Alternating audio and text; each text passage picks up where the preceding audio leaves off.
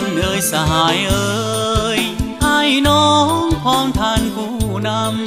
ำดวงใจจดจำทหารแนวลาวข่าวอยู่เวียงจันทน์บอกเคยมีสุขทานที่อยู่เหมือนคุกทางกันสำนักงานตลาดเช้าเวียงจันทน์ตลอด12 ปีบ่เคยเห็นนำของขาดอาหารการกินศัตรูตัดน้ำตัดไฟสร้างกลอุบายหลายอย่างมั่งความปองดองหาเรื่องก็ผิดตัดการพัวพันพี่น้อง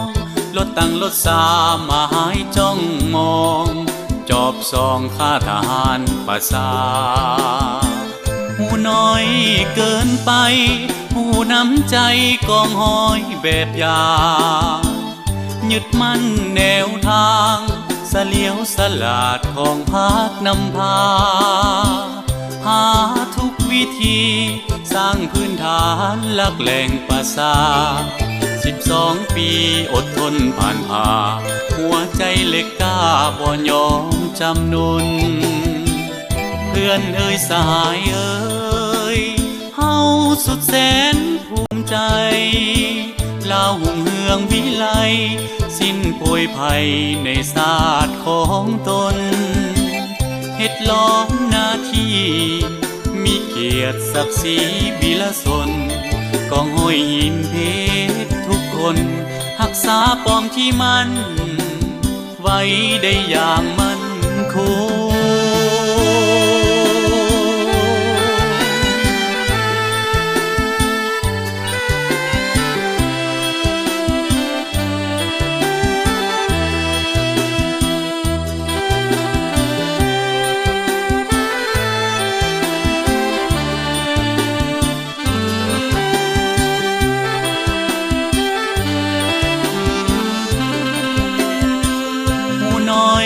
เกินไปหูน้ำใจกองห้อยแบบยายึดมั่นแนวทางเสลียวสลาดของภาคนำพาหาทุกวิธีสร้างพื้นฐานหลักแหล่งประสา12 ปีอดทนผ่านผ่าหัวใจเล็กกล้าบ่ยอมจำนนเพื่อนเอ่ยสหายเอ่